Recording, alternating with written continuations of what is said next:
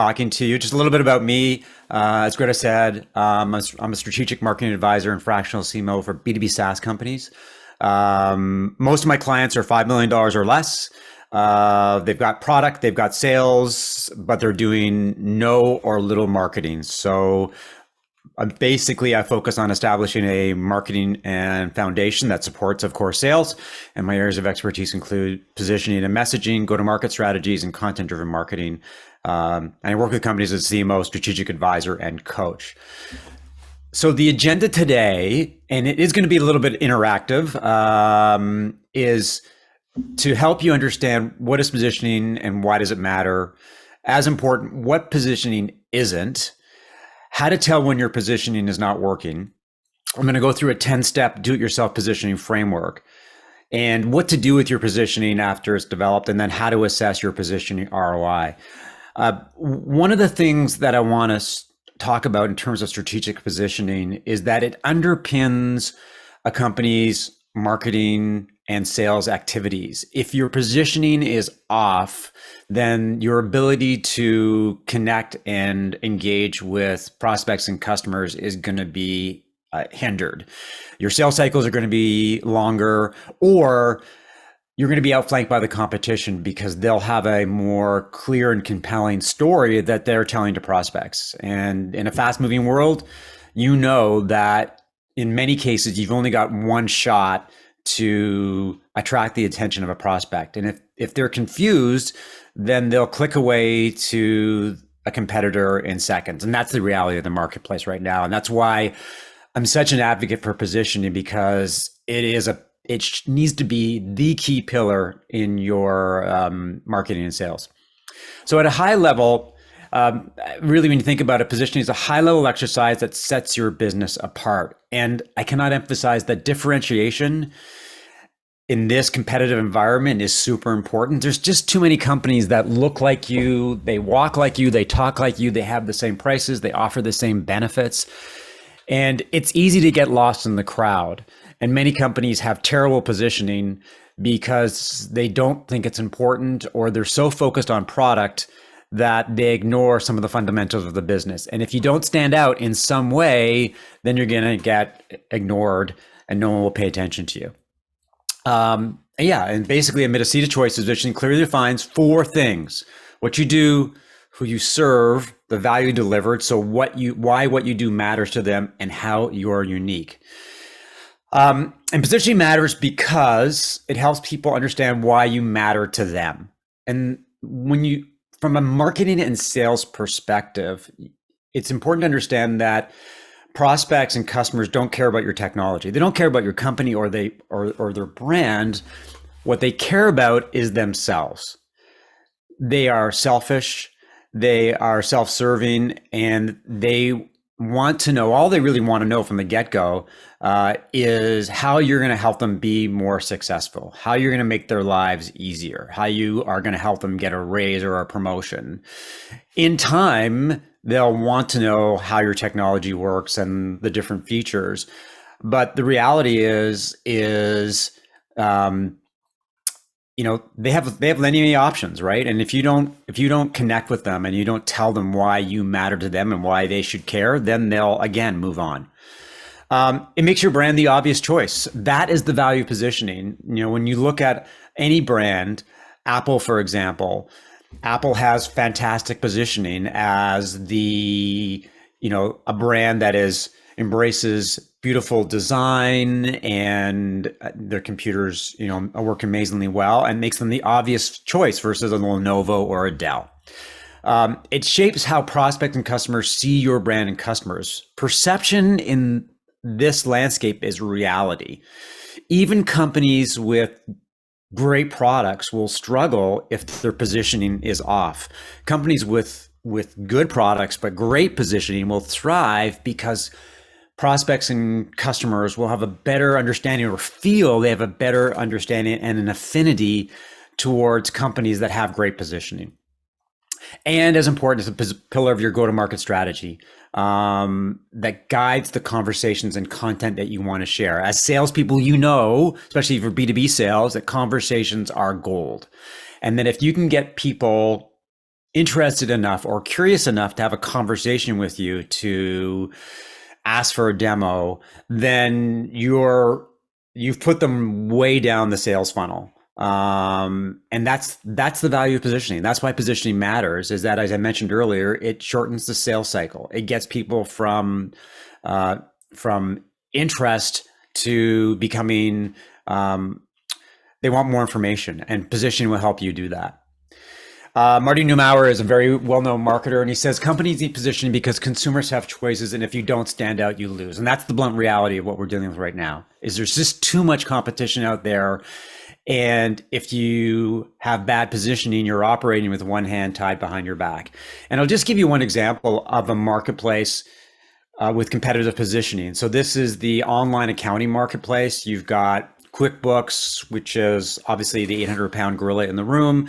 You've got Xero, Wave out of Toronto, which was bought by H&R Block a couple of years ago, and you've got Sage. Now, if you look at the positioning for these companies, QuickBooks, the all-in-one business accounting software. Okay. Accounting software for small business that works anywhere you do. And then you've got Sage, simple accounting software, and online bookkeeping. Now, the one that stands out to me from a positioning standpoint is Wave. Inside work, there's passion. Inside you, there's a brave entrepreneur. It's different positioning. Now, you may argue that it's a little bit obtuse because they're not talking about accounting software. They're not talking about small businesses. They're not talking about online bookkeeping. But what they've done here is they have attempted to position themselves differently, to pique the curiosity of prospects. To They're actually talking directly to an entrepreneur and saying to them, we are empathetic to what you're trying to do. We understand how you feel. And the goal of that positioning is to get them to take the next step because they've attracted them with a different type of message. Maybe it's effective, maybe it's not. But the most important thing they're trying to do is they're differentiating themselves from the big competitors. And that's super important. So what I want to do is I want to try a little bit of an exercise. The more that you engage in this, the more you'll get out of the presentation. And this is a very simple exercise. And it's really an attempt to describe your company in 4 words. Greta, maybe I'll get you to help as we go forward. So the exercise is really simple. And it's something that you should do as a group when you go back to your company, because it really provides you with what people think of your product, because people will have different 4-word stories. And I'll give you an example and we can go from there. So Tinder, for example, there's lots of different places we can go with Tinder, but the 4-word story for Tinder, it's how people meet. So what I'd like you to do is take a few minutes to put together a 4-word story for your company. Any 4 words, it doesn't matter. You can come up with the different versions, but take a couple minutes to see if you can craft your company's story in 4 words. Now, the point of this exercise is that it's one way that you can position your company. We position our companies in different ways. Sometimes it's homepage headlines, sometimes it's value propositions, sometimes it's elevator pitches, and sometimes it could be as simple as 4 words. So take a couple minutes and think about what your 4-word story is. And what we'll do at the end of the presentation, we'll do this again. So we'll see if your story changes as you think about what positioning entails. So I'll go on mute for a couple minutes and then we'll go from there. And Greta, maybe when we circle back, people can put their 4-word stories in the chat and we can go through them. Sure, sounds great.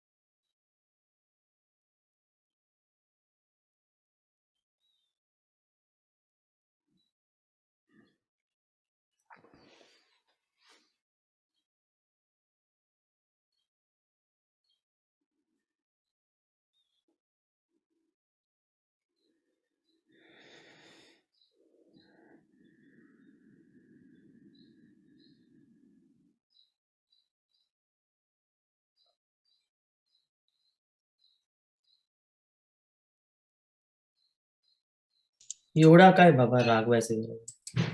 Hi, Beta. How are you? Hi. Hi. So just we're quiet because we are actually taking a few minutes to write down in 4 words what our company is or what it does. Thank you. Sorry about coming in late. I'll just That's get okay. So you're diving right in. So just for reference, what you see on the screen, it's how people meet. So this is a 4-word story, my attempt at a 4-word story for Tinder. And so what I'm hoping that people will do, or looking for people to do, is create a 4-word story for their company.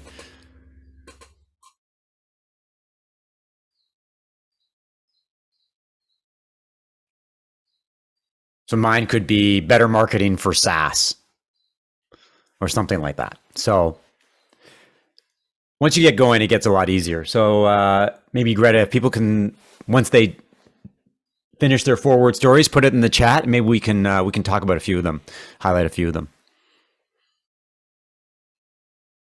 And maybe when you put your company in the chat, maybe put the company name as well, and that would be just give us a sense of who you are.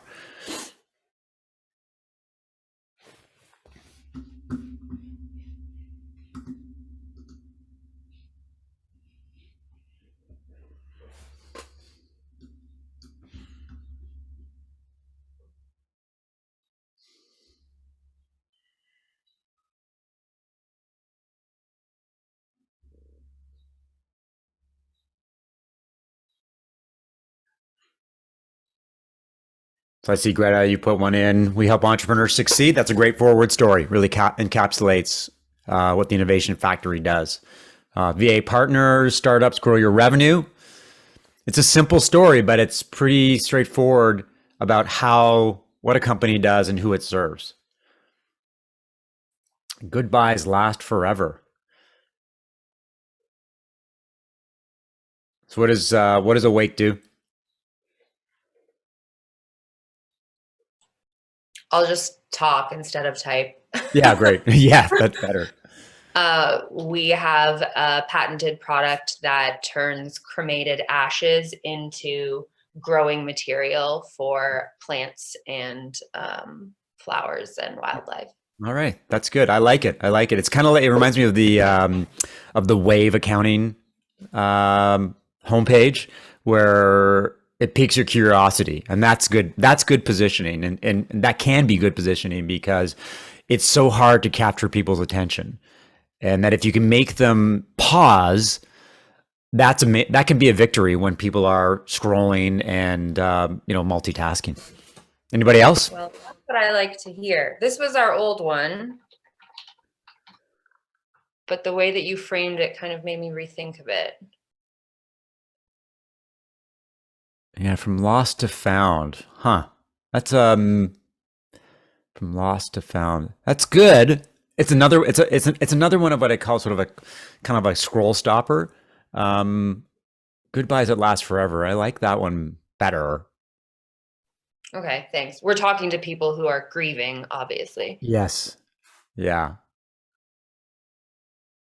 But that's the interesting thing about positioning, is that it is very fluid and very dynamic, and you have to constantly be looking to get feedback on your position. I suggest that people revisit their position every quarter, to be honest with you. Eco-friendly, the now, and right. Eco-friendly, the now, and Paper Spree does what? Okay, so Paper Spree changes the way we see and buy retail. We are eliminating all plastic from retail. So we are plastic free. And all our products are made with, again, just there are many components to our green venture. It's not only plastic free, it's also made only within a circular economy, made from recycled materials, and will also be recyclable and biodegradable. It's completely zero waste. Interesting. Yeah. I mean, it's it's interesting because my initial thought would be that if what you're trying to do is eliminate plastic, is that kind of the core of what your company's trying to do? Yes, and also, yeah. So this is it. It's good we're having this conversation because I'm really struggling with the right positioning, because it's not only it's a circular economy. So you're not only killing one evil, but you're bringing many good benefits into it. So you're killing one evil and you're bringing in new good things like recycling, and biodegradable. One of the things with positioning is that you can't be all things to all people, and that you've got, and it's hard to, like, a lot of companies struggle because they try to cram a lot of ideas into a small space.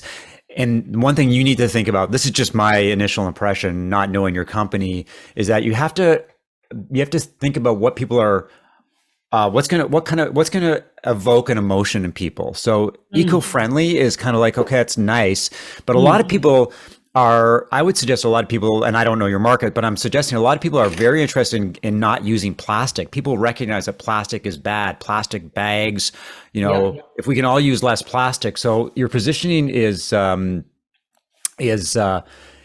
want to hinge on plastic, because that may trigger an emotional response. Yes. Okay. Yes. So but the word plastic, to coin something around that which is appealing, like you can always add plastic free and zero plastic, or all those things. But how do you bring it into a tagline is my challenge. Abida, sorry to jump in here since we're making this conversational. My business Awake, like, I've been knee deep in packaging solutions and research for a few months now, because my business partner and I are very, very committed to having zero waste packaging also.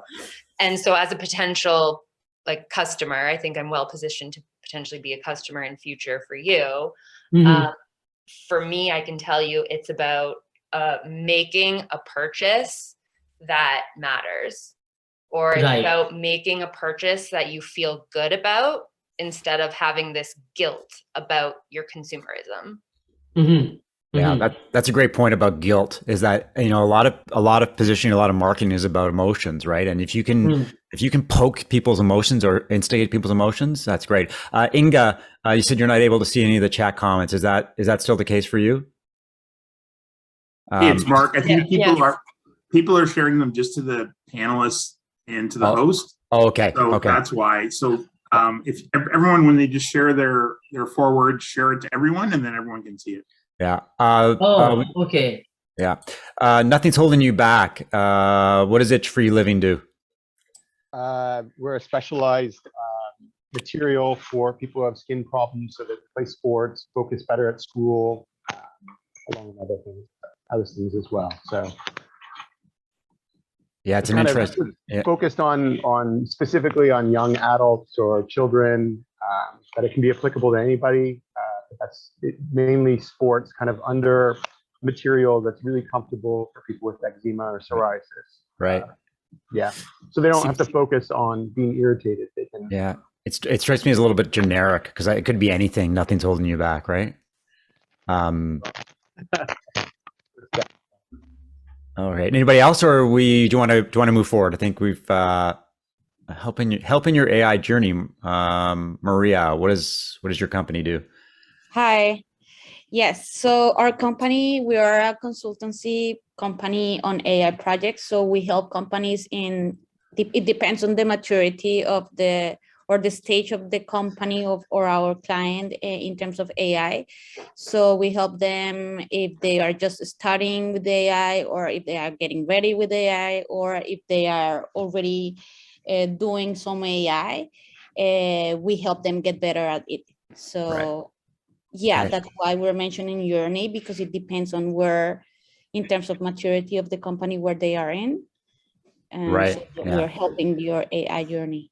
Yeah, I like AI journey. That's it strikes me as very sort of something I can envision an entrepreneur going on from idea to actually getting products. So that's good. That's a lot of potential. Okay, so why don't we move on? And there'll be time if you want to ask questions during the presentation. That's great. And as I said at the end, I'll take a look at your home pages. I'd be happy to do some rapid fire analysis. You can circle back with me after the presentation if you want me to take a look at your messaging.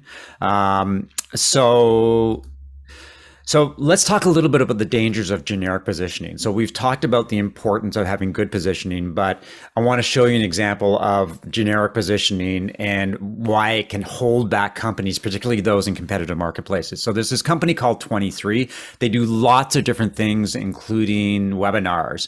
On their homepage for their webinar product, it's professionalize your webinars with the most powerful webinar tool. That's very generic messaging. I don't know why this matters to me other than that it's the most powerful webinar tool. And even then, who's saying it's the most powerful? Is it 23 webinars, or is it Gartner, or is it their customers? I don't know, but this doesn't strike me as being particularly compelling positioning.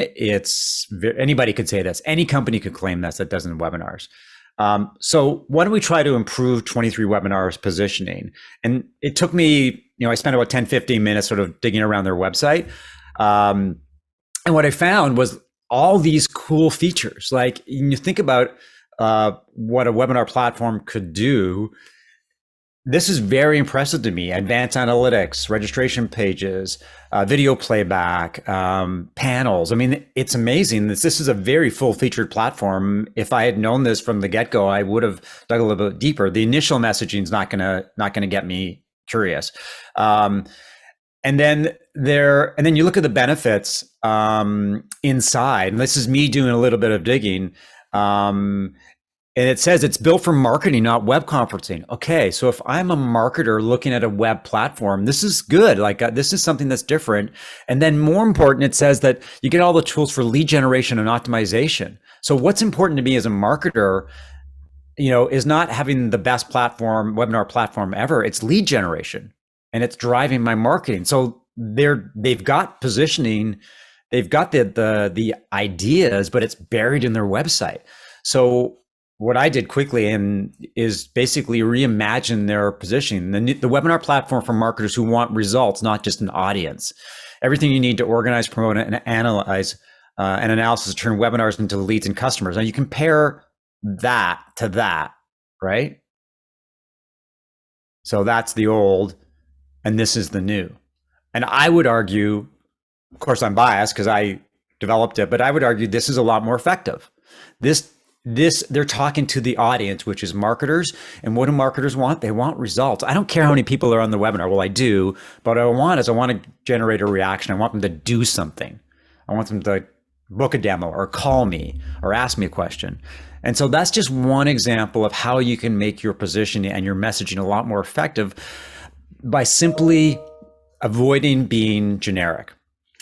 So how do you stand out? It's like, how do you stand out from the crowd when there is so much competition out there? There's different slants and there are different ways you can go. And this is more about taking a strategic approach to your positioning, which we'll talk about in a bit. Now you look at insurance, right? With Allstate. So when you look at Allstate, you're in good hands, great forward story. It's about confidence. It's about the fact that when you do business with Allstate, there's somebody who's going to handle you in the right way, who's going to make sure that your insurance needs are done properly. And you juxtapose that to Geico, and their tagline for years has been 15 minutes could save you 15% or more on car insurance. And their positioning is very different. It's very about cost savings. And that's one way to position yourself. You can stand apart from the crowd by simply saying we cost less. If you want a very less expensive option, you should do business with us versus Allstate, which is more about confidence. Allstate never talks about in marketing about prices, but Geico's all over it. Another example is Chipotle. And, Chipotle, when you look at their marketing, it's about the quality of the food. It's about the fact that the ingredients are fresh, and that if you care about that, if that matters to you as a consumer, and quality is paramount in terms of your fast food choices, then you should go with Chipotle. Compare that with Taco Bell, which is the 89-cent cheesy double-decker taco, which I've never had and probably never will have one because that doesn't appeal to me. But again, like look at the comparison, contrast and compare, right? With that different positioning to attract the marketplace. And then another slant is specialization and the idea that you're not for everybody. And this is a local HVAC company that essentially position themselves as expert in heating and cooling for older Toronto homes. I'm sure they serve new Toronto homes. I'm sure they'll serve anybody who has a furnace or an air conditioner, but they stand apart, or they try to stand apart by saying we're for older Toronto homes. So why would you do business? Like if you have an older Toronto home, these are obviously the guys for us because they're the experts, but they've positioned themselves as that. And then another example is you can be creative, you can be a little bit funny depending on your brand. And this is a plumbing company and it's a stinky business and we love it, right? And then they've got 5 stinky as part of their positioning. So there are many different ways to do positioning. You don't always have to take the same approach depending on your target audiences. You can be a little bit irreverent, you can be funny, you can be super serious, you can be price conscious. It depends on what's important to your customers. And that comes down to obviously getting to know your customers as well as possible. So let's talk about what positioning is not. And this is something that I think a lot of people have trouble with. So positioning is not a tagline. It's not a logo. It's not an elevator pitch. It's not benefits. It's not mission statement. And it's not a vision statement. What positioning is really establishing the strategic narrative that, again, going back to the 4 pillars. What do you do? Who do you serve? Why does it matter to them? And how are you unique? And we'll talk about this in a bit, but positioning in many cases is an internal exercise. It's something that aligns product, sales, marketing, customer success, customer service. So everyone's on the same page so that when you go to market, that the story is consistent, it's coherent, and that you're approaching your marketing and sales with a common front. There's no ambiguity, there's no confusion. You go to market knowing that your story, well, at least you think your story is going to resonate with the people that matter to you. So how do you know if your positioning isn't working? And this is a really good thing to think about as you go forward, is that your business has grown and your story is different. When Salesforce started, their whole mantra was no software. But as the business has grown and it's expanded through acquisition, this story changes. Salesforce is a powerful enterprise platform for lots of different reasons right now. So the no software thing has lost its resonance because SaaS is no longer a new thing. Everybody's SaaS these days, or everybody should be SaaS these days. So that story has to change. And over time, your positioning will change too. And you may find your positioning is not as effective as it used to be. Rivals have adopted new positioning. You get people who say, well, you should ignore your rivals, just focus on yourself. But that's totally off base, because if your rivals have better positioning, if they can connect with audiences faster and easier, then you got a problem. You're at a competitive disadvantage. And so as part of a conditioning exercise, you got to look at the competition. Customers are telling you their pain points aren't what you thought they were, going back to the idea that you should talk to your customers and talk to your prospects. And when you're doing sales calls, that's like you're trying to sell them, but you're also trying to extract as much information from them about what they think about your company, what the competitive options that they're considering and why. And what they'll tell you in many respects, if you talk to your prospects and customers, they'll say, well, we love the product because of this. And that may not align with what your positioning is. So if you discover there's a misalignment so there's a disconnect, then your positioning's off. Your sales pitches and decks aren't resonating. And that's a problem. So if you're doing a demo or a sales deck and people aren't getting what you do, they're not clear about why you matter to them, and they're asking pretty basic questions. So how does this thing work? What are the benefits? How are you different from the competition? Then you have a positioning problem. Is that if they're not clear, abundantly clear about your story and how it could relate to them and their needs, then your positioning's off. Website bounce rates are higher, conversions are lower. That's a telltale sign, is that if they're looking and leaving, then you have a problem. Advertising campaigns aren't performing. Again, if it doesn't resonate, then you're off. So what I want to talk about, and this is in the ebook that Greta will share with you after the presentation, is a 10-step framework to develop positioning that makes an impact. And this is a very much of a do-it-yourself kind of position. Getting external help is obviously a good thing because you can get perspective, but here are 10 steps that you can take as a company to look at your positioning. If you have questions along the way, just put them in the chat, or just you can just ask a question, because I'm moving fairly quickly here. State of the Union. So essentially what it involves is really taking a step back and really sort of being honest, taking an honest take on your positioning. Is it working? And this involves lots of different people within the company to get different perspectives. So where is your marketing and sales at? How well are you connecting and resonating and engaging with customers? Is it as good as it can be? Or are there suggestions or indications that your positioning is off or could be improved? So it really is a moment of self-reflection, is to get a sense of where you're at and where you might want to go. Second, looking at your business and how are your conversions? How is your website performing? What is the value of your product? What matters to your customers? How are you unique in the marketplace? Really, it's really looking internally and saying to yourself, like, from a sales and marketing perspective, how do we stand out from the crowd? Why should people care about what we do and how we serve them? And if your position doesn't reflect all that, if it doesn't answer the key questions or position yourself somewhat differently, then you need to seriously look at your positioning. Because, as I said earlier, you've often get one shot at connecting with a prospect.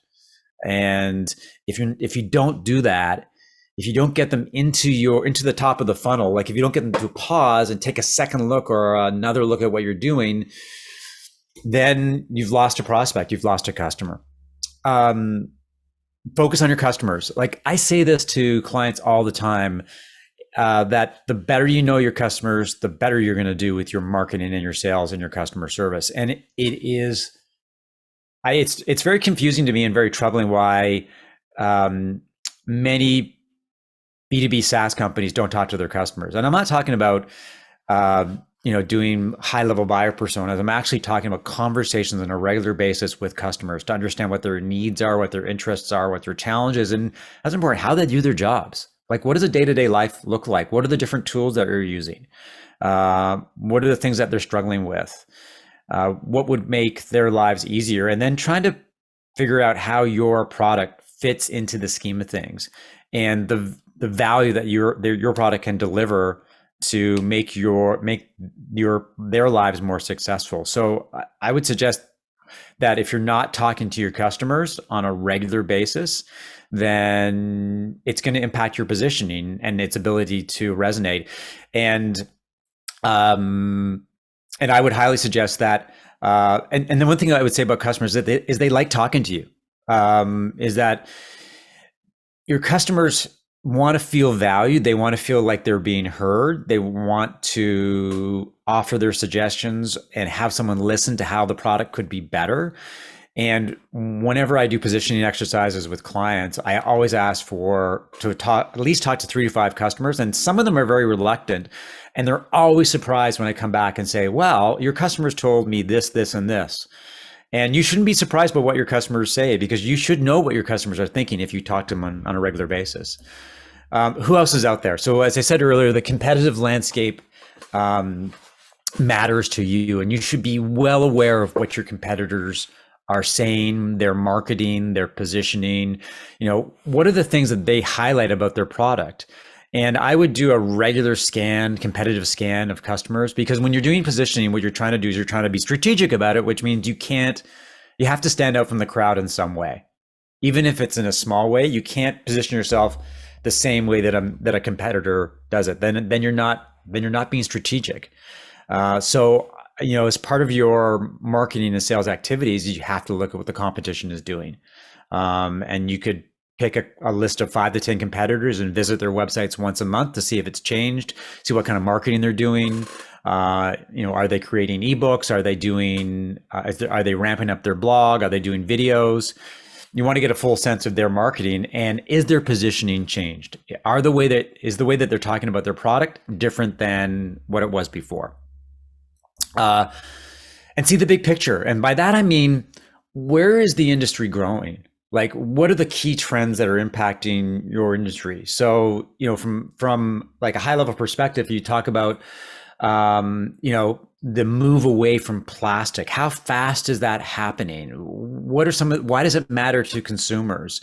Is it top of mind for them in terms of how they want to operate or how they want to shop? Same thing goes for cremations. Is what's happening within the funeral and cremation business? What are some of the different options that consumers are thinking about? What's important to them in terms of how they want to deal with the death of family members? And so it's really trying to figure out what are the key trends and how do we align our product and our positioning to what consumers are thinking about and where the industry is going. And taking a strategic approach to positioning. And this goes back to the Taco Bell versus Chipotle conversation. So you have to figure out what is the slant that we want to take here. So for example, if you look at Domino's, their positioning is around speed. 30 minutes are free.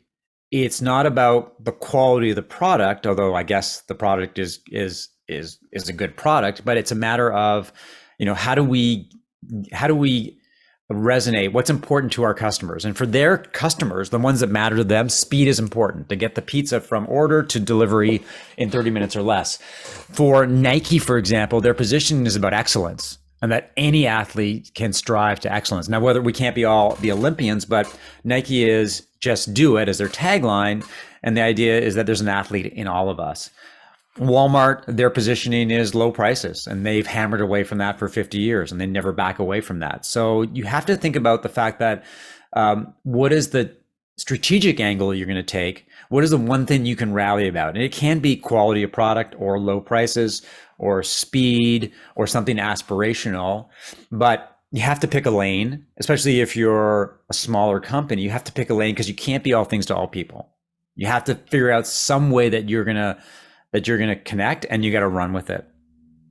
And then boil down the ocean. And this comes down to the idea that when you do positioning, you're going to have a lot of ideas at the table. There's going to be a lot of different perspectives, a lot of different approaches that you can take. But what you're trying to get is to boil it down to its essence.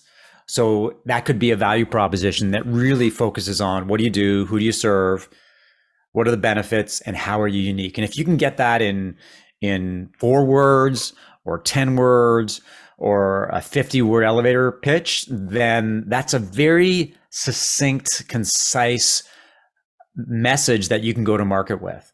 And the idea is that you make it as easy as possible for the people who matter to understand why you matter to them. And that's really the essence of positioning when you get it down to it. Then you craft and draft your positioning. So you write your brand positioning statement, your value proposition, your strategic narrative, your boilerplate. Really get the sort of the essence. And some of this is internal and some of it's external, and we'll talk about how to do that. And finally, after you sort of get your positioning in place, you ask for external feedback. So we, as small companies, we tend to operate in silos. As entrepreneurs, you drink the Kool-Aid 24/7. And the one thing that many entrepreneurs struggle with is a lack of perspective. Is that we often think that our own ideas are amazing, but you have to go to market. You have to go to your customers, your prospects, people who can give you an unbiased view of the world, to get them to give you feedback on your positioning. Now, one way to do that is you hire somebody externally to help you with positioning, because they've got a different perspective and they've done positioning with lots of different companies.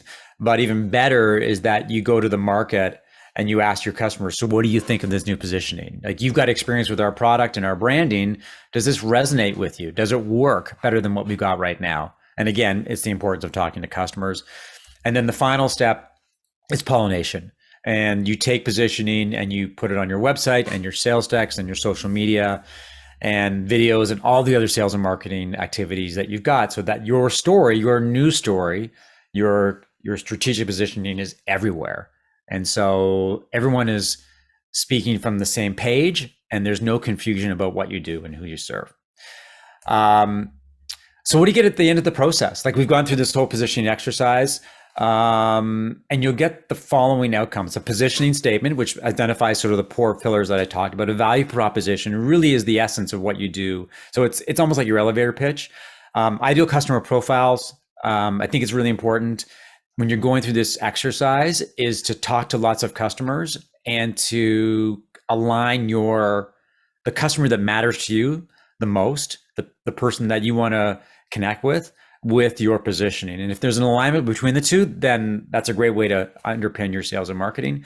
A competitive positioning audit. So you're looking at the who else is out there and what they're doing, and then a positioning map, which is basically a matrix about where you stand on a matrix with the competitors. And so it just gives you a picture of how you can tell your story going forward vis-a-vis the competition.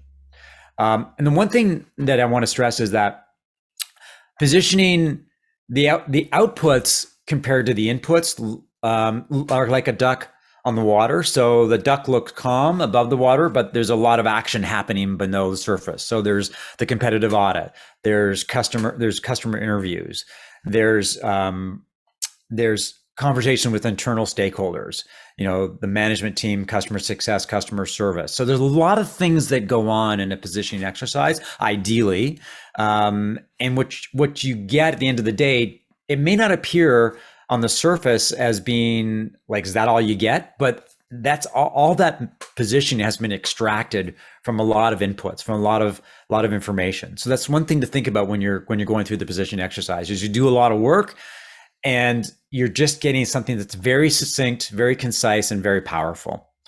Looking at the positioning pillars, this positioning template is a great way to sort of look at how you might go forward with your positioning. And this is a very straightforward, simple template that you can use. And it essentially, if you break it down, is like you have to serve the target audience, like we talked to. What do they want to do? What does your product do? What are the key benefits?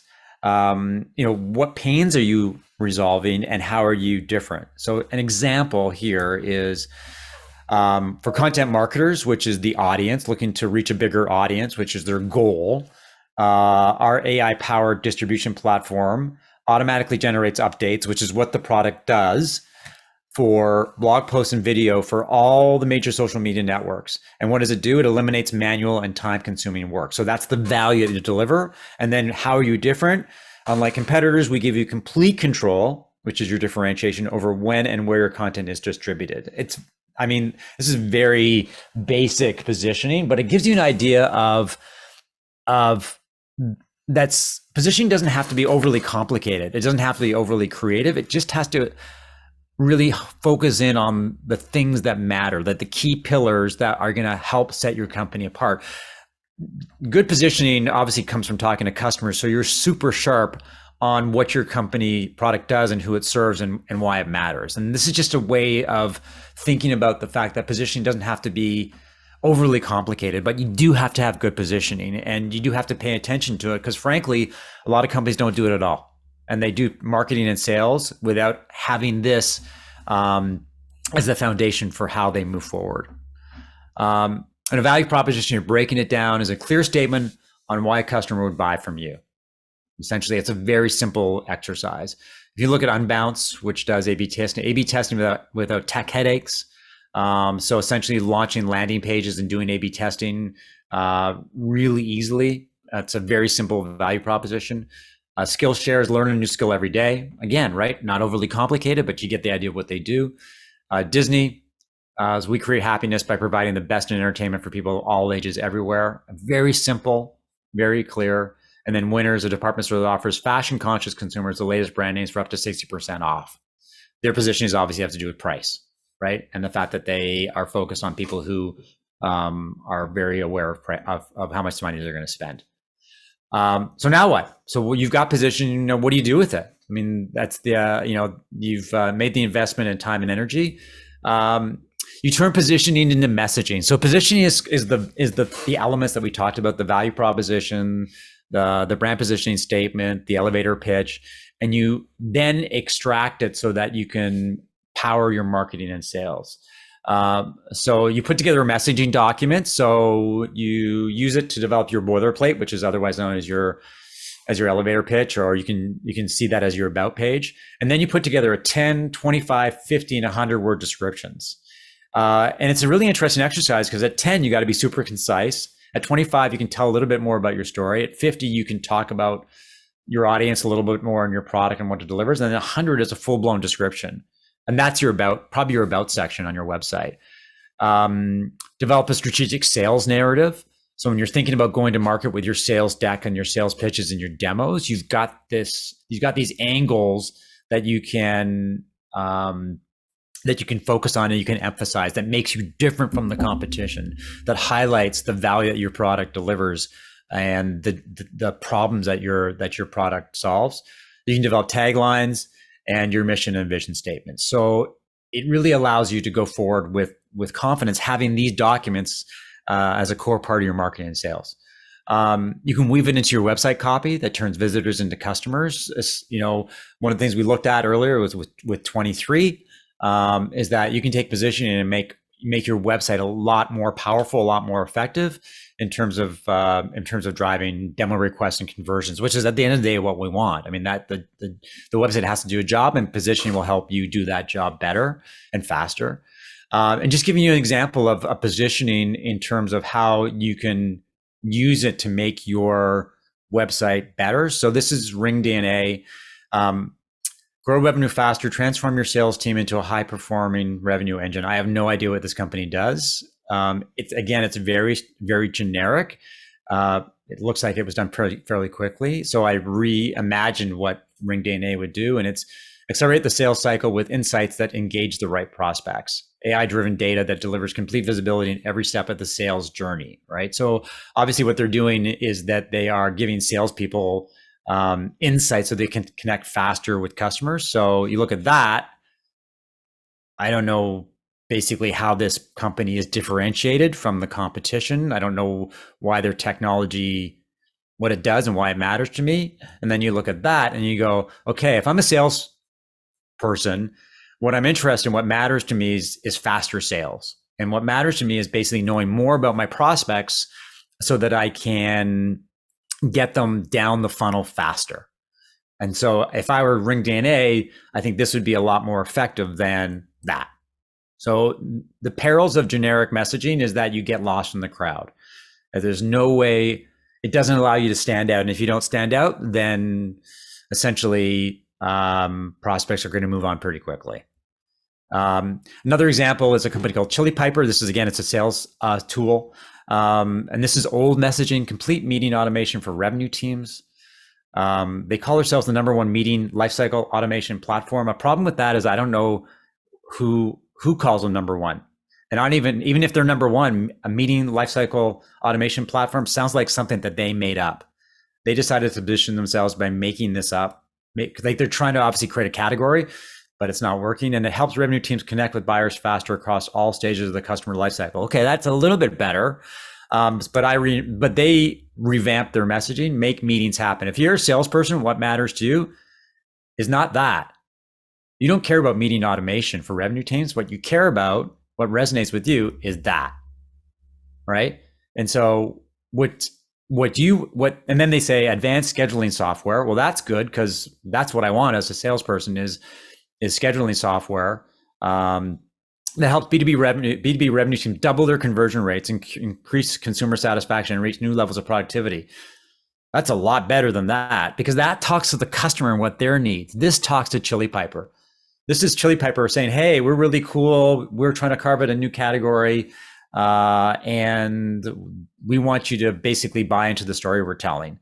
And this one basically says, hey, listen, we know what you want. We know what's important to you. And this is the way that we're going to help you do your job better and faster. I would argue this is much better positioning, much better messaging. again, you can reimagine your sales decks. I mean, this is essentially, if you haven't picked up on this message already, then the presentation isn't that effective. But the idea is that you have to think about the prospect and what they want, what their problems are, and how you position yourself as the obvious choice to solve those challenges, to help them do business better, and to and help them grow their company. And so if your sales decks don't talk about them and are positioned to answer those questions and resolve their problems, then it's got to be, you've got to do something different. Improving product roadmaps. This is something that is really interesting because, you know, a lot of companies move forward with product because they've got development teams who are tasked to expand the product, to add more features, to, you know, do something that the competition isn't. But positioning it, actually, one of the dividends is it tells you what your customers want. It tells you what their problems are. It guides you on what's valuable to them in terms of how they want to move their businesses forward. And if you can take that information, that insight, and you can feed that to your product development teams and your sales teams, and your product's going to be a lot more on point. It's going to address the things that matter to prospects and customers, and it's going to make your sales a lot easier because there's going to be a 1 + 1 = 3 proposition. So again, another value in terms of developing effective positioning, and it helps you create better content marketing because you're writing content that aligns with your customers' problems, their needs, their aspirations, their goals, and it stems from talking to customers and prospects and developing positioning that resonates with them, and then offshoot is better content marketing, and it makes your advertising more focused and effective. And then in terms of return on investment, like, how do you know if your positioning is working? More leads, higher revenue. That's an obvious one. But again, right, if you're getting more leads, then it's happening for a reason. Your website conversion rates increase. When visitors quickly and easily understand your product's value and why it matters, if they hit the homepage and immediately say, oh, this could be interesting, this is for me, I got to check this company out, then that's a dividend of better positioning. Lower cost per acquisition, sales cycles are faster. As salespeople, you want things to happen sooner rather than later. And so if people quickly understand why you matter to them, then you're gonna close deals faster, and you're gonna spend a lot less money doing it.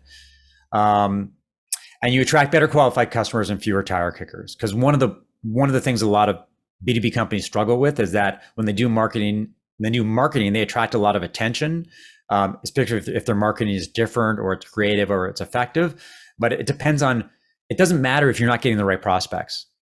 Sales always complains to marketing. Marketing says, hey, we're delivering lots of leads to sales, and sales complains that they're not the right leads. And that's often happens when marketing is using positioning that's off, that isn't targeted at the right people for the right reasons, and that it makes sales a lot harder because you're wasting time and money talking to people who aren't going to buy the product. And it makes better trial to purchase conversion, right? Trial takers are qualified and they're valid versus people who are sort of kind of interested and they're not going to turn into customers. And again, so why don't we take a quick look and develop forward stories? Spend a couple minutes again doing your forward stories. And is it any different than what you originally came up with? So try to write a story that's different from the one that you wrote originally. So we'll take a couple minutes, and then you can, and then we'll see if your story is different, better, worse, and we'll go from there. So just take a couple minutes, write your forward story again, maybe some of the feedback that I gave you earlier, and come up with something different than what you did the first time.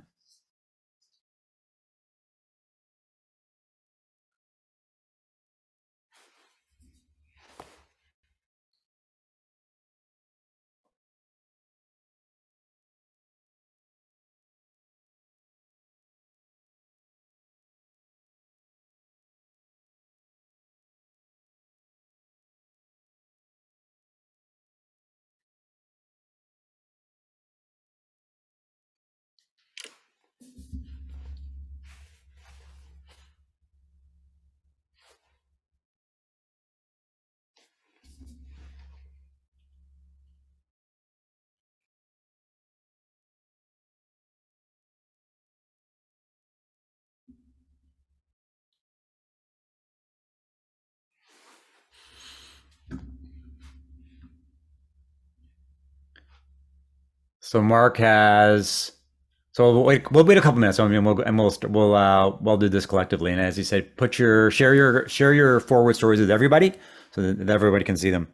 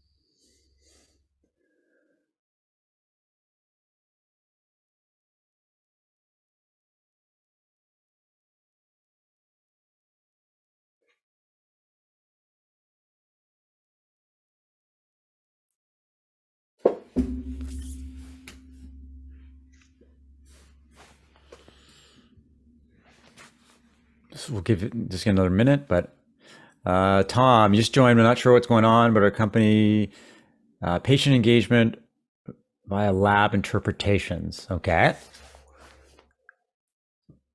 Let me give a couple of minutes. So Tom, just a little bit of context. So we were talking about positioning and the ability to be very concise and succinct about your story. So one of the examples that I gave off the top was for Tinder. And you can go lots of different ways, obviously, with Tinder, but the forward story that I suggested was it's how people meet.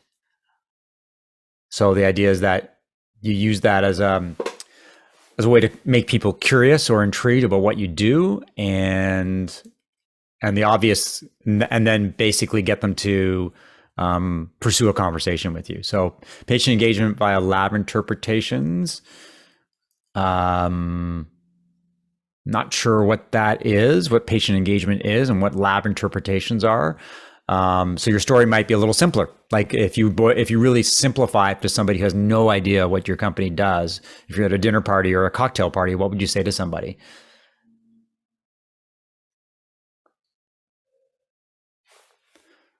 So if we sort of move forward a little bit, so Mark it's interesting. So Mark's positioning, startups grow your revenue, and now he's changed that to grow your revenue faster.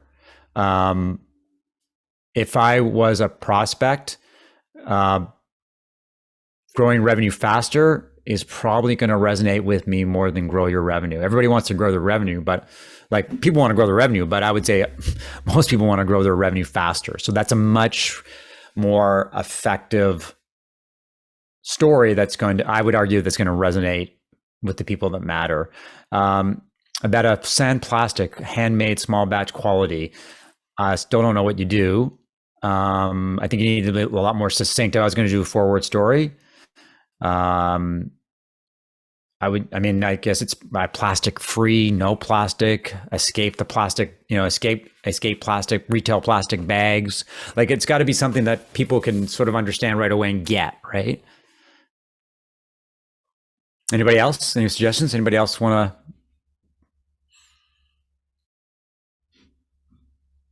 to? Okay, pace and engage. So Tom's updated was paces engage when they're rewarded for their data.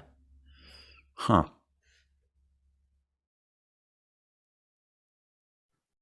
I would also say too, if people have, we're sending through the forwards to Mark, but if maybe Mark wants to engage you in a brief conversation, you can unmute yourself and maybe try to explain what you're trying to do, and that may be helpful to mark into the group. So better, you're getting there. Plaster for Days Conscious Retailer. That's better, right? So that gives me a sense of what your company's purpose is, or what's in it for me as the consumer. So the consumer, I would argue that I don't want plastic in my life. Yeah, building your AI journey, Marie. That's good. What you had originally was helping your AI journey, building your AI journey. Yep, that's closer. That's better. Or developing your AI journey, or crafting your AI journey. Like, it's in terms of like, what are you trying to do? Is basically you're helping them. Like, it's almost your guide, right? Guiding your AI journey. So that's good. Like, you can see how your story can easily be a lot more effective when you really start to think about, well, what are we trying to do? Like, what's going to capture the attention of the people? Like, what do they want? What's going to connect with them? What's going to resonate?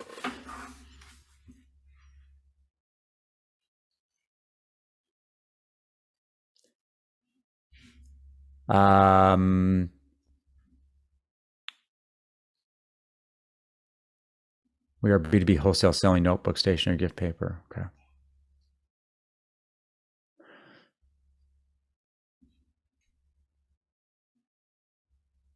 Yeah, B2C and B2B. That's interesting, because your positioning challenge is that I think what you need to create is sort of umbrella positioning, umbrella messaging that talks to both audiences.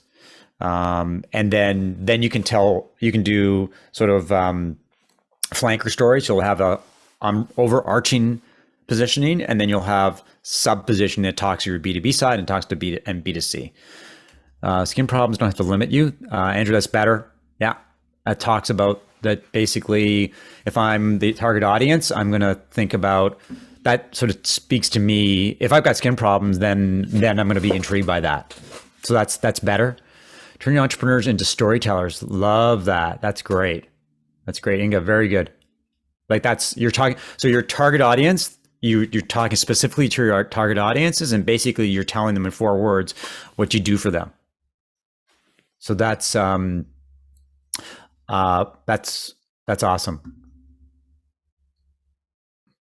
Great forward story. Anybody else, or do you want to move on? And we can do some Q&A and stuff like that. So why don't we move on, just to be respectful of people's times. Okay, so rapid fire round. So when I did this presentation recently, one of the things that I did is I asked people to show me their homepages, and then I would give them instant feedback on what I thought. So if you're brave enough and you want to show me what you've got, then that would be great. You can put your, trying to think of how to do this easily. Okay, let me see if I can do this. And we can do people have started putting theirs into the chat, Mark. So okay, great. So okay, so we're going to look at gradient ascent. People can see this gradient ascent's website. Yes. Okay, so thrive in the AA powered world. It's generic. I don't know who your target audience is and what you actually do to help them thrive. You're pioneers in artificial intelligence world. I'm not sure that really matters to your audience. I mean, what I'm interested in is what you do for me. I don't care if I'm being very blunt here, and I don't mean to come across as negative or critical, but I don't think, maybe, does it matter to your customers whether you're pioneers? I think it matters to them that you're really good at what you do, and it matters to them how you're going to help them go forward. So, product innovation, yeah. Data strategy and readiness. Those are some of the things. There's good things here. I think you need to put it in your messaging needs to be better than thrive in an AI powered world. It's a bit generic.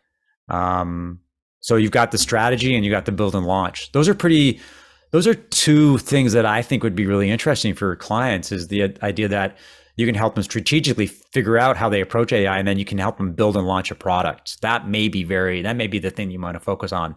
And that's basically Thrive, but you're not saying it. You're sort of trying to be a little bit too tight there. So let's look at Paper Spree.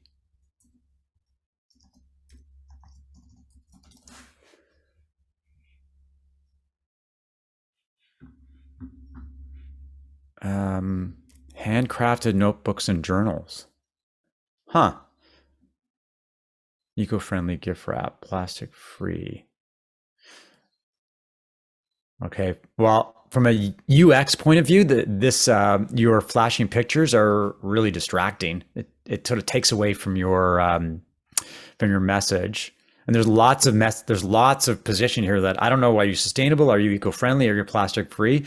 So I think you got to pick a lane in terms of like, is it eco-friendly products that don't use plastic? I mean, I think like there's got to be a very more simplistic message in here, because I'm confused about the story that you're trying to tell, because you're trying to tell a lot of different stories here. And again, I think you're looking at umbrella messaging. You're looking at something that captures everything that you do.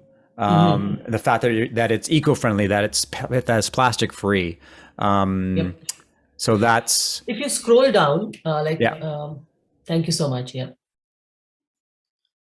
So you're focused on eco-conscious consumers, right? So that's one thing to think about. Like who's your target audience and what do they want? And I'm thinking here, not a single tree is cut to. Interesting.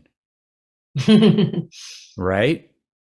So there's more. all your product. Yeah. I need help. Yeah. Yeah. See, all your products are essentially, if I'm an eco-conscious consumer, what matters to me is that you're using completely recycled paper for everything. And that not even paper. And it's so deep. I'm not even using paper. My paper is made from recycled cotton fabric waste. That's why not a single tree is cut to make a product. Yeah. Yeah. Interesting. So yeah, there's something there about the fact that your paper. Yeah, there's something. I think you got to emphasize the fact that your paper is all recycled from recycled material, and that and the sub message could be is that basically it's about how. Yeah, that's it. The plastic thing is interesting. I don't know where to play the plastic thing. I think you got to play up the fact that all your products are made from recycled paper. Yeah, and then I have bio leather also, which is made from plant waste. It's vegan. Right. So that's maybe. I think you got to work on your positioning. In fact, that all your products are eco-friendly, right?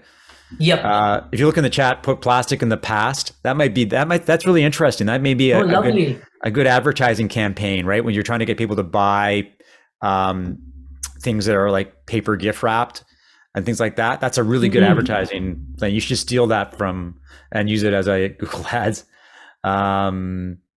Looks like you got a potentially customer too. So that's good too. Okay. I think there's a benefit. Okay. Anybody else want to share? Okay. Here's Awake Afterlife.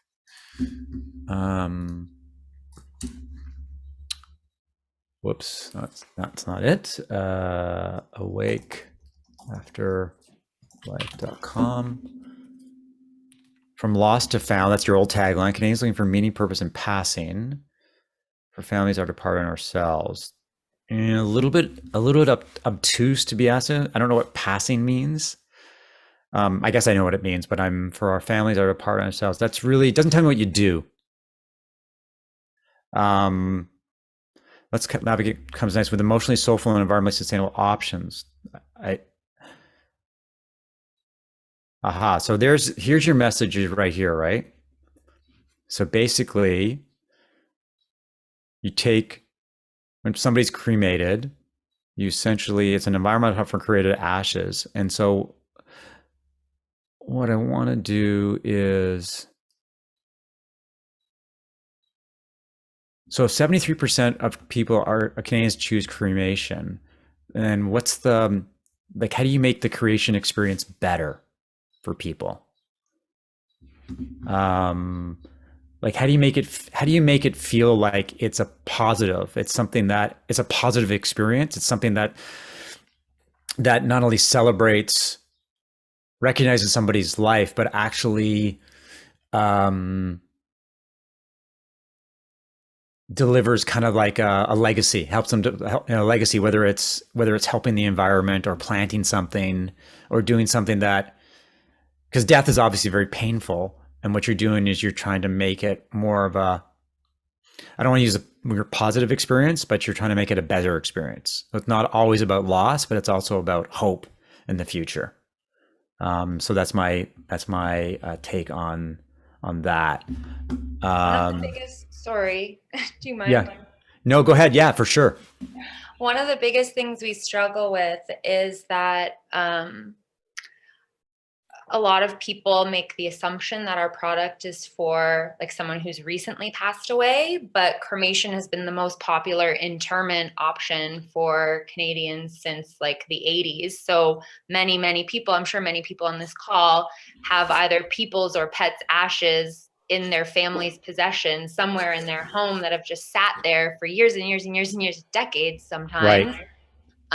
And so we struggle with how do we speak to the people who are currently grieving from a recent loss, but how do we also speak to the people who are in maybe a healthier healing place with a loss from a long time ago?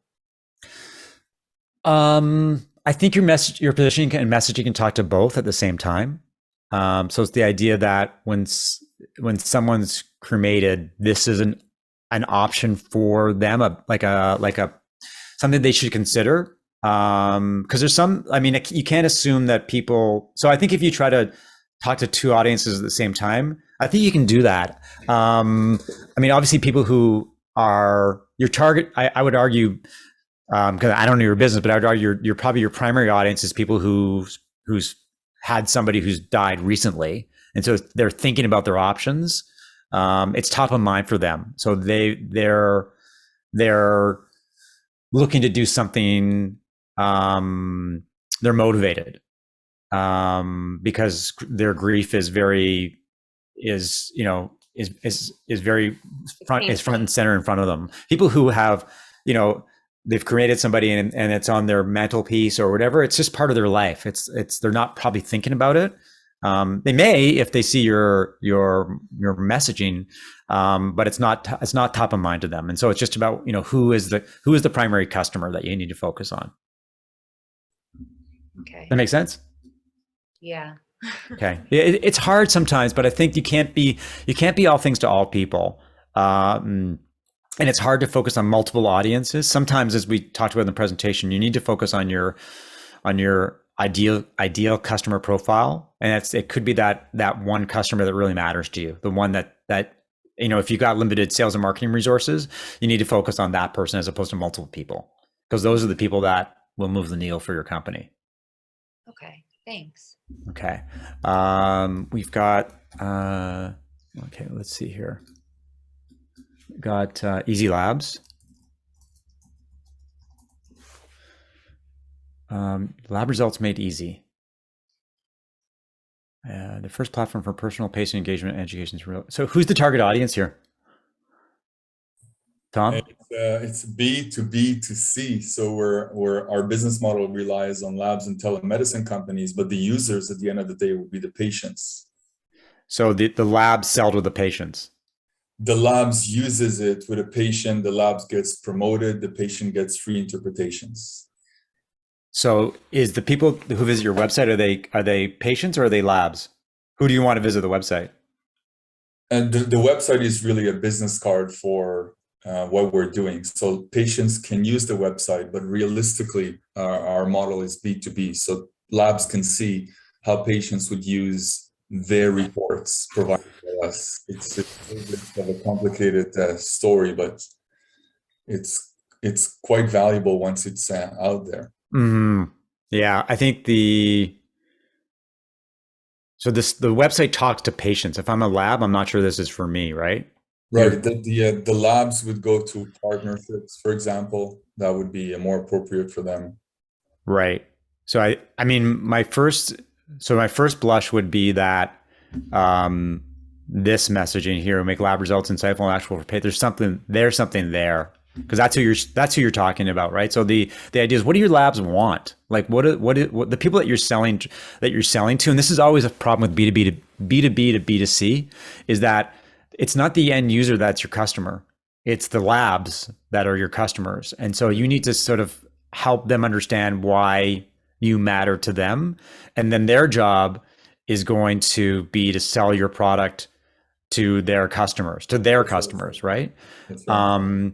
So I would say your positioning needs to be more B2B, and then and then your marketing will be helping your customers do the B2C part. Like what kind of collateral, what kind of, what can you give them to drive sales to the people that matter to them, right? So your position should be focused on the people that matter to you, which are labs.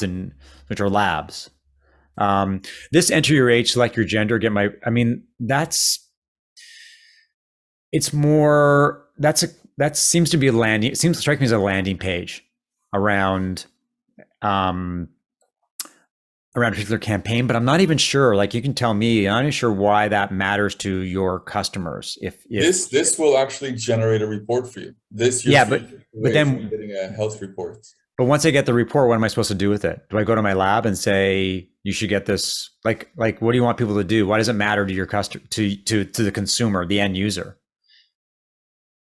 It matters to the patient because they don't understand their labs. But why does it matter to the lab? I'm hoping that the labs see that they can serve patients better using this platform.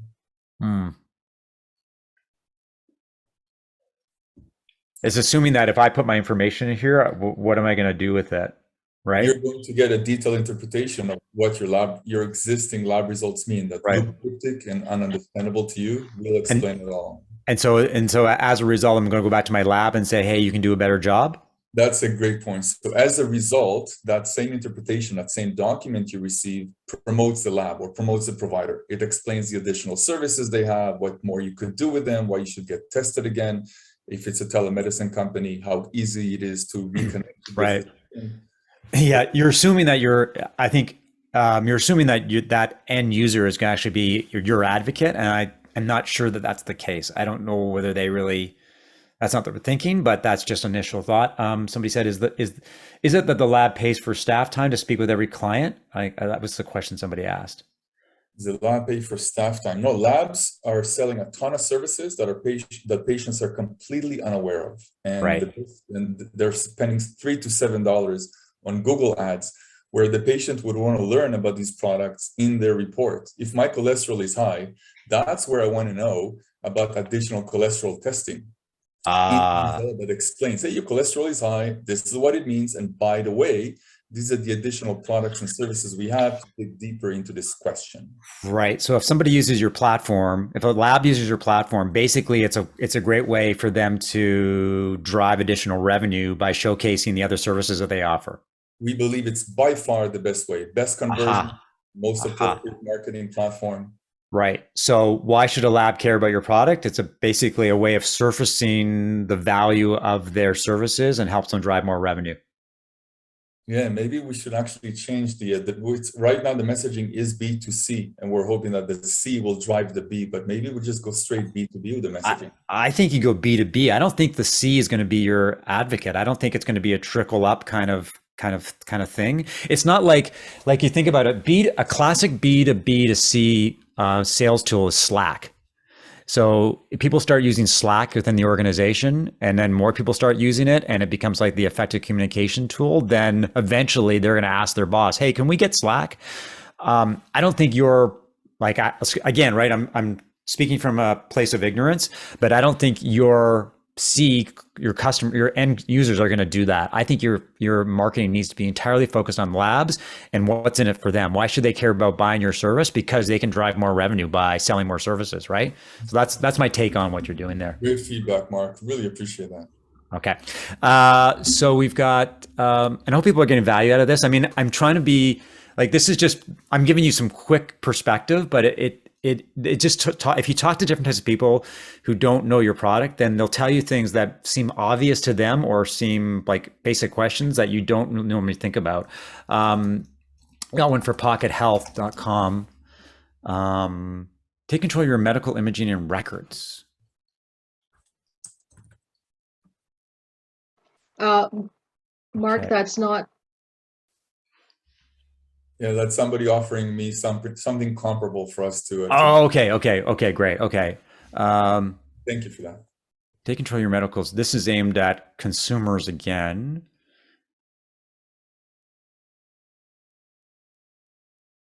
So again, the only thing I would argue with this is, where's the business here? Is this somebody trying to, do consumers pay for this? I don't know, right? It's a B2C, like providers is. So yeah, I don't know what the value prop here is. It's interesting. Okay. Anybody else? Or is that kind of what we got? Anybody? If you want a quick look, if you're shy and you want me to take a look later, you can send me an email, and I'm glad to give you some quick feedback. So what you're seeing here is like, yeah, I think that the underlying message is, it's like, what matters to the people that matter to you? Like, what are their motivations? What are their needs? Why would they care? Like Tom, and would they care? A lab cares at the end of the day. They care about making money, right? They care about selling more stuff to consumers, and that's what you need to talk about. If that's your target audience, in terms of Awake, it's people want a positive experience. They want to feel better about the experience that they're going through. They want to, envision something like a legacy. So you have to talk about that. So it's really talking to the specific needs of their target audience. What are their motivations? And at the end of the day, what's gonna, what are their goals? And it can be different for different companies. Okay, so let's turn back to positioning here, and okay. So as I said, Greta's going to share the do-it-yourself positioning ebook. It's user-friendly. Also have a positioning canvas that I can share with you that really boils down the positioning process. The ebook is for B2B SaaS companies, and that's who I focus on. If you're a B2B company, you're not a SaaS company, it's still applicable. And the idea is it just walks you through a lot of the things that I've talked about. You'll notice a lot of familiar things within the presentation. And I think, just in terms of where to start with your positioning, is you can do it yourself. Like, start with your own positioning, and, just go through the different steps, because most companies don't think about positioning. They don't know how to do it. And so they don't do it. I think this is a great way of moving forward. So Greta will share that. You don't have to share your email address or anything. You just I'll share the ebook with her. And just in terms of how to contact with me, my email address is actually different. It's mark@markevans.ca. And if you hit my website, I publish a newsletter 3 times a week. It's bite-sized information, so it's not a big read. You can find me on LinkedIn. I spend a lot of time on LinkedIn. Talking about marketing and positioning and strategy. So you can check me out in different places. Q&A, if you've got questions. I know I've sort of addressed a lot of ground over the last little while. So if you've got questions about how to get started or things to think about, I'm happy to answer them now. Do we have any last questions for Mark? Hi, Inga here. I got a question for Mark. In the beginning of your presentation, you gave the example of Wave Accounting having an intriguing headline on their landing page. And you mentioned that piqued curiosity. Where do you draw the line between having a headline that piques curiosity versus being so vague as to confuse visitors and have them click away? Is there some sort of criteria for differentiation on those two approaches? That's a great question. I think that in many cases, positioning is a combination of art and science, and that you do want to be creative and you do want to sort of push the envelope a little bit, but at the end of the day, you can't be that obtuse that people don't understand what you get. So, we talked about generic positioning. That's at the extreme. Wave is kind of in the middle. Like, they're not blatantly obvious about what they do, but they talk. when they talk about the entrepreneur, it's sort of, okay, this matters to me because I'm an entrepreneur. For Wave, what I would do is I'd have a subhead that would basically say, we offer, online invoicing and accounting software. Like I would basically, you hook them with kind of that little bit of intrigue, and then you basically say, okay, this is how we can help you. So it's a balancing act. But a lot of it is, I think, comes down to doing some A/B testing, right? Does this intrigue you enough? Would you, for example, dig a little deeper, as opposed to something that's completely generic, like 23 webinars where you go, well, I don't know, right? So it's, again, I think it comes down to doing some A/B testing or just talking to customers. And sometimes you just have to be different. Like you just have to be different, because if you're the same as everybody else, then people will, it sort of doesn't resonate, right? So it's a bit of it's art and science, I would say. That's great advice. Thank you. Yeah, I'll type I'll just type my email address into the. Okay. Actually, Mark, I do have another question if someone's not jumping in. I deal with a lot of tech founders, and they tend to fall into the features trap, where they can only think about their business in terms of the features. And I try to get them to climb up above that in all the ways you've talked about today. And it's like a default mechanism, and they keep dropping down, and I keep saying, rise up, rise up. Do you have any sort of mental thinking tricks to help founders? You must deal with this all the time. Well, I would say that one of the things is that prospects don't care about your company or technology. What they care about is what's in it for them. So they really don't care if you're AI driven. What they care about is how you're going to make their life, like what you're going to do for them. Like, are you going to make them richer, more fit, healthier, more productive? They don't care about features. And the reason that a lot of entrepreneurs are obsessed with features is that they are product centric as opposed to being customer centric. And that all they care about is the product, or their focus is the product and how many bells and whistles it has. And so the question to ask entrepreneurs is, do you think that people really care about this feature? I have a client right now that their entire website was feature oriented, just about the product. And it says nothing, it doesn't talk about what the consumers want. Like what problems are they trying to solve? Like what's going to make their lives easier? What's the value that your product delivers? Not the features, it's the overarching value. And that's what they need to think about. Thank you. Preaching to the converted, but it's just pretty basic. Abeda, go ahead. Hi, Mark. I see that you mentioned you're more geared to SaaS kind of marketing, and I didn't know what was SaaS. I just checked that out. So I can contact you later. Like I just want to know for guidance to guide me to the right place or something like that. Is it doable? Okay. Yeah, sounds good for sure. Okay. Just reach out to me at email, and I'd be happy to help. Thank you.